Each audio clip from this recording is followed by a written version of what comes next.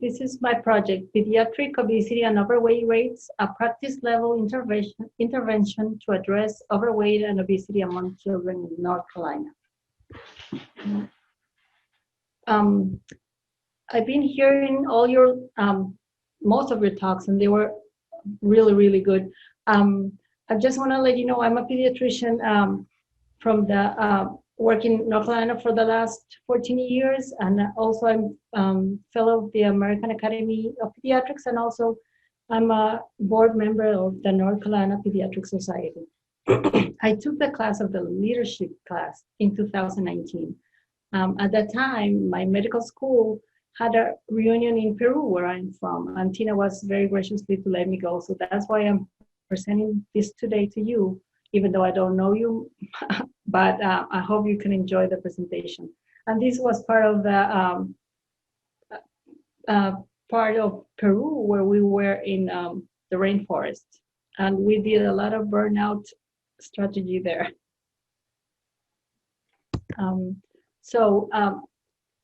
This topic is very important. 1 in 6 kids across the United States were obese as reported by the CDC in 2016.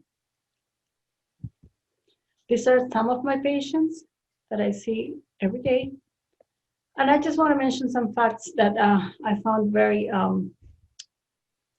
North Carolina ranks 16th in the nation for adult obesity. Also, North Carolina ranks 7th in the nation for teen obesity. The childhood obesity rate started rising in the 80s. Back then, the groups from 6 to 11-year-old, they just had a 7% of obesity, but in 2014, it went up to 7.5%. For some Duke research back in 2016, the overweight in kids is up to 35% now. Also, Zhu and Zhu in 2016 found that the youth worldwide, 16 to 18 are obese, and 37 to 42% are overweight or obese. Almost, we could say almost 50%.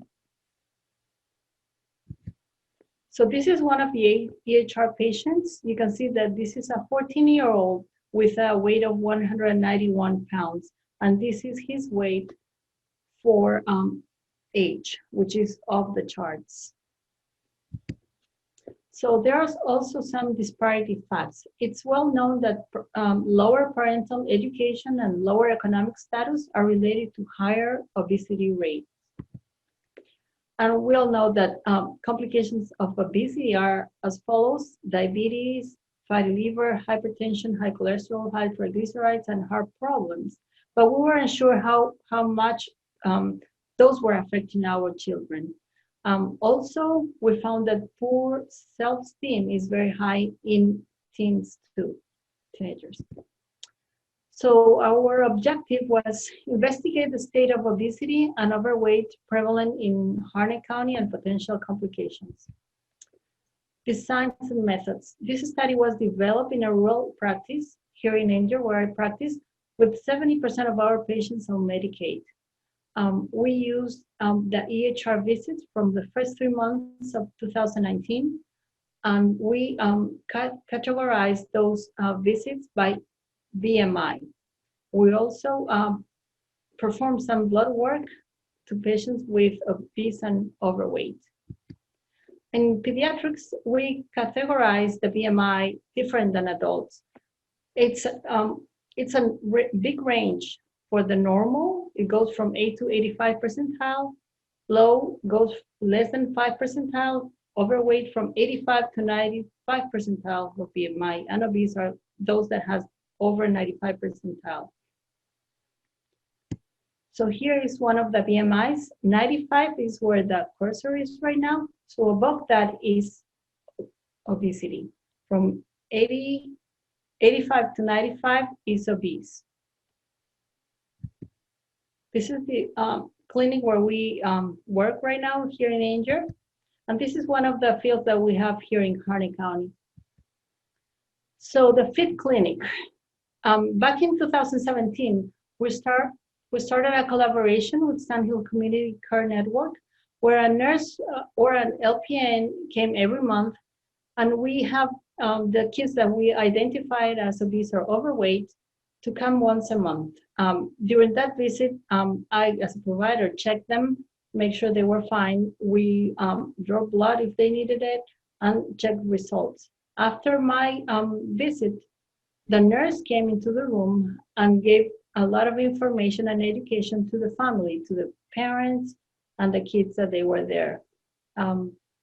This clinic ran through 2017, but the grant ran out of money in 2018. So the Sandhills Community Care nurse or LPN was not able to come anymore, but we continue the clinic with myself and my staff here in India until now.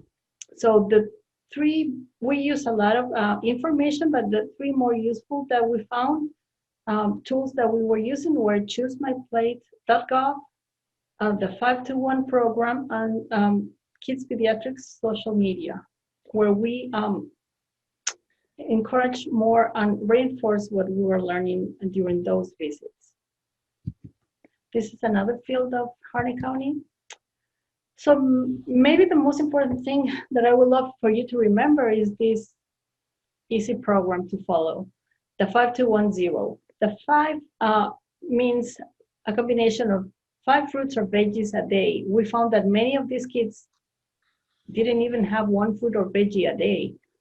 The other is to limit 2 hours of screen time a day. It's hard now because they are at school and they're having online classes over 6 to 8 hours. But before COVID, this is what we wish for them and put it as a goal. The 1 goes for 1 hour exercise a day, and it could be 60 minutes together, or they can divide it in 2 30 minutes, morning and afternoon, or they can do it 20 minutes, whatever they want, but they just need to be active. Play outside, ride a bike, dance, do yoga, Zumba, whatever they like. And the main thing is the 0 sugary drinks. We found that kids drink sugar drinks, meaning sodas, meaning sweet tea, juices, 2 or 3 portions a day. And they are not aware that this amount of calories that they're having an intake every day. Like this Mountain Dew, 20-ounce Mountain Dew has 19 teaspoons of sugar in 1 bottle, and they can have 2 or 3. So pediatricians, we have been fighting for years now to make sure we just drink water all day long. It's very hard for kids that they are used to drink sodas and sweet tea and juices to go just to water. So it has to be done slowly. And at the end, we tell them, try to drink water from Monday to Saturday. On Sunday, you can have a soda or whatever sugary drink you like, but just 1, and then continue to drink water. And this has helped a lot. They have, many kids have lost weight just by changing this pattern of behavior. So the Fit Clinic education, we talk about a lot of things about obesity, mainly obesity complications. But one thing that helped me a lot, I think, to engage parents was discuss the economic impact of continuation of these problems into adulthood. They, as I told you, many of these patients had Medicaid, so they were coming and having medication labs, doctor's visits, all covered.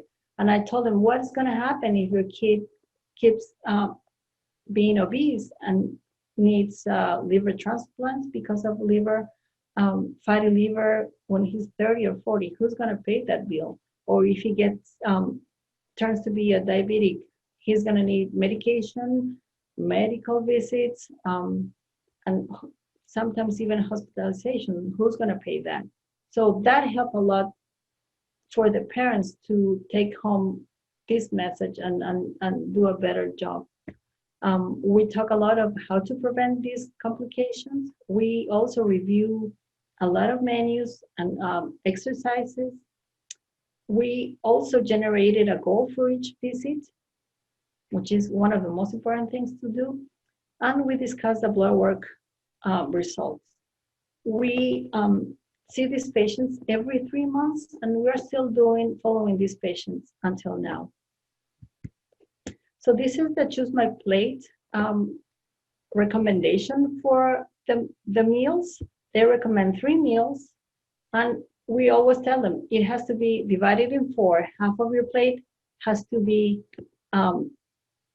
dedicated to fruits and veggies, and a quarter to proteins, and it could be animal or vegetable, and you have to have some grains, just a quarter of the plate, not the whole plate. So they're doing better with that. And this is a post that we had in our Facebook page of some classes that we also had a collaboration this year with the Expanded Food and Nutrition Education Program from North Carolina State University. These were classes that we gave also to our community after hours when the clinic was closed. The nutritionist from that program came and gave an hour a week, a talk for the parents, and they enjoyed it a lot too. So the results, we had a total visits of 1,469. We found that the 64% of the kids have a normal BMI, 4% have low BMI, which is also a concern. Overweight BMI 17%, obesity BMI 19%, making a total of 32% with weight problems from the kids in our community.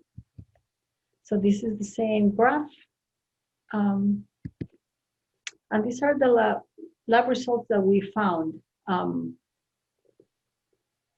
We found that more than a half were normal, thanks God, but we found that high cholesterol was a problem with 17.4 of the patients, high triglycerides, 16.3, high levels of ALT or fatty liver already in 6.9% of those patients, and high levels of hemoglobin A1C was 0.6, but just to the pre-diabetic level. Not diabetic. So this is another graph with the labs. As I told you, normal, most of them, more than half, but also some abnormal labs that we thought we would not find as much as we did. Again, these are the labs that we found, and the conclusions were we found patients from our area, a rural and low-income families, showed pediatric obesity same or even slightly lower than the national average due to the effort we have implemented in our clinic. At least that's what we like to think. A little discussion here. The correlation between the obesity prevalence and socioeconomic factor is significant. Back in 2016, the U.S. Census showed that Harnett County median income was $51,630 per year, dollars per year, and the average household was 2.8 persons, placing a Harnett County household at 300% federal poverty level, which aligns with that our 70% of patients in Medicaid. This poverty level make them eligible to state and federal social services, also like SNAP, WIC, housing, etc. The correlation between level of education and obesity. It's well known that if the head of household has a college degree, the percentage of obesity will be just 8.5%. But if the head of household has a high school diploma or some upper class but not finished, the obesity rates will increase from 18 to 21%.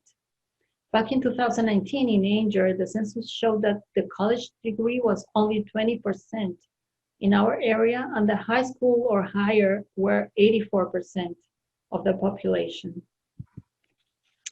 So some of the recommendations that we would like to do, it's a national level, implement health policies to stimulate family-based changes, teach easy to grasp and implement at home healthy habits, and generate easy goals for families.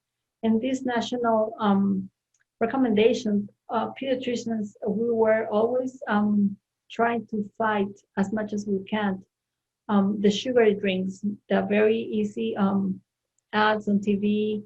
They are very convincing for kids.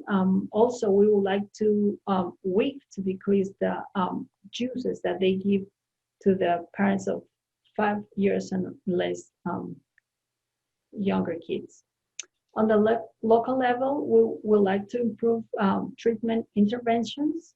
We would like to create more parks and sidewalks and even maybe a YMCA in our area so kids can have more places to exercise.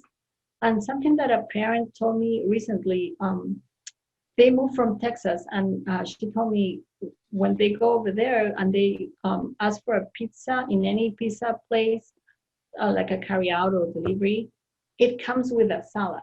When they moved to North Carolina a few months ago, they were like, when they got the pizza, they were like, where's the salad? And that's something that it took time for them to get used to start eating salad, but now they are missing it. So there's hope that we can improve our nutrition habits in our population. And this is one of our patients. She lost 44 pounds and is still working on it in several months. And she was very happy, and we would like this for all our patients to be healthy and happy. Again, I would like to acknowledge Tina and Aubrey and all the leadership staff, Dr. Greenblatt and Dr. Matson. Special thanks to Kids Pediatric staff, Azalia, Diana, and Kaylin that helped me take care of these patients here in Harney County, and Isabel and Michelle Mijica Pereda, who were very useful with the technical support and some analytics. Thank you. And this is another place that I was last year. Thank you so much. Thank you, Dr. Pereda. Such an important problem. Well, so it's an important issue that we need to address on an ongoing basis. So we know that there's much work to be done as we see increasing rates of childhood obesity, and we're seeing people now, children going to have shorter lifespan than their parents. And I see a comment from Ms. Cranford about school nutrition programs and also some legislation. And so definitely it's policy, it's not just on an individual basis. Mm-hmm. So thank you. And thank you for presenting your project with us. Thank you. And sharing.